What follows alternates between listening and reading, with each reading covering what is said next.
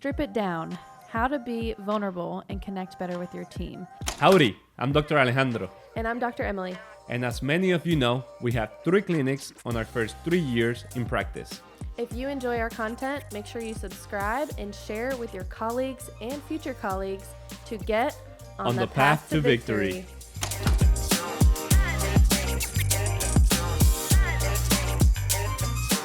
You have to understand how things are up here. So today we're going to talk about how vulnerability is actually a huge strength and not a weakness. So what do I mean by being vulnerable? Let me tell you what I don't mean by being vulnerable. Being vulnerable is not being over emotional, and it's not making excuses for yourself. So let's say in the morning we're about to head to the office and my dog throws up on the carpet. I got to clean up the carpet, and then I spill coffee on myself because I was so stressed, and now I'm late to the office. Well, when I show up, I can't show that to my staff. And I can't tell them everything that happened and make an excuse for why I was late. I really should have gotten up earlier, right?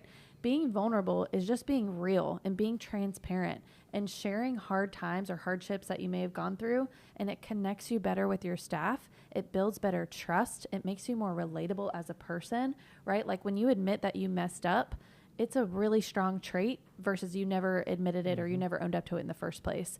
I think people mistake being vulnerable as like a weakness, like, oh man, she had hard times like that, she went through it. But if you share what you went through and then you share how you overcame it and you share your strengths, that's actually shown as a strength instead of a weakness.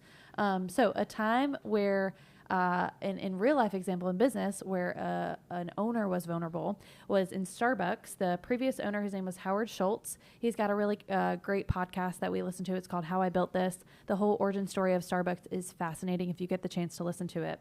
But back in 2008, during obviously a really financial crisis in our country, they brought Howard Schultz back on to kind of help because some of the Starbucks were suffering, believe it or not.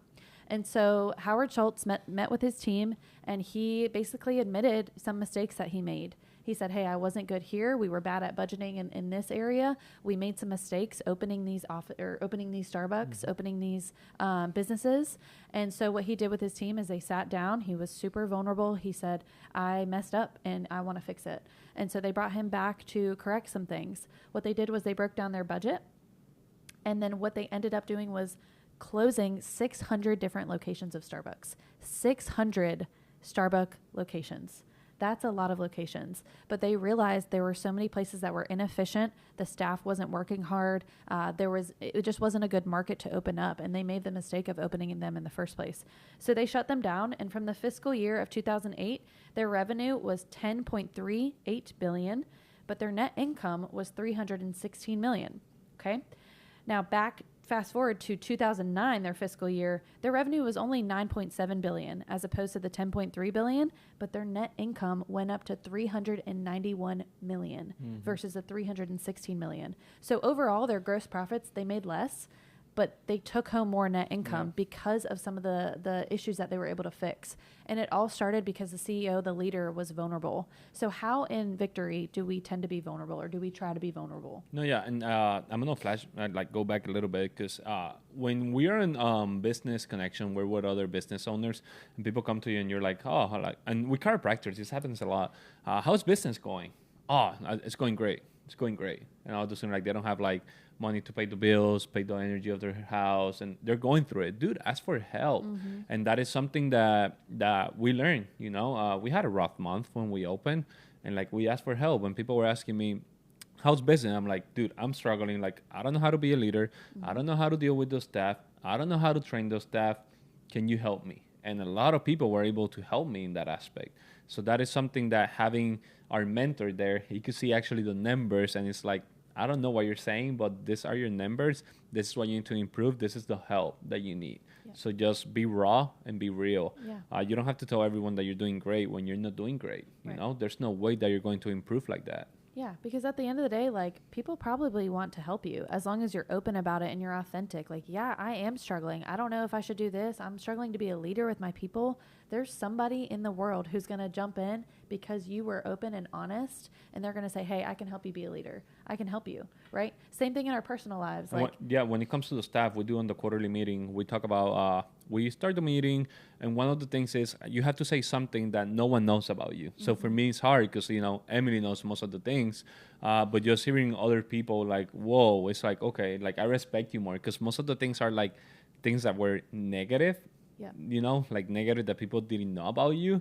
So just seeing that and where you are right now, it's like, I'm going to respect you more.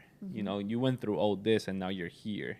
Yep. And you can change that vulnerability to a strength very, very fast, because people can come and lift you up. And that's what it's all about. When we share with our team vulnerable things, it's not because we want to give our whole personal life.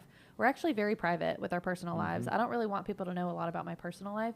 But when we do get the opportunity to share those raw and authentic moments, the team, it makes everybody so much closer, and it makes them come together and want to lift you up. And we want to create an environment where we're open to our team doing the same thing. Again, it's not sharing over emotional thoughts or thinking with an emotional side of your brain. It's being open and transparent. Like, hey, I really am struggling with this. How can I better myself? How can I improve? And we want to help our team get there ultimately, because it betters the business as a whole too. And it creates that relatability, that interconnectedness that we want with our team. And it fosters a just transparent culture, which is what we want for our business. So we'd love to connect with you more. We have a Facebook group. It's called The Path to Victory. We share vulnerabilities such as some of our mistakes that we've made in business in the past, because ultimately we want to better and we want to improve ourselves. So we'd love to connect with you more. Feel free to message us as well.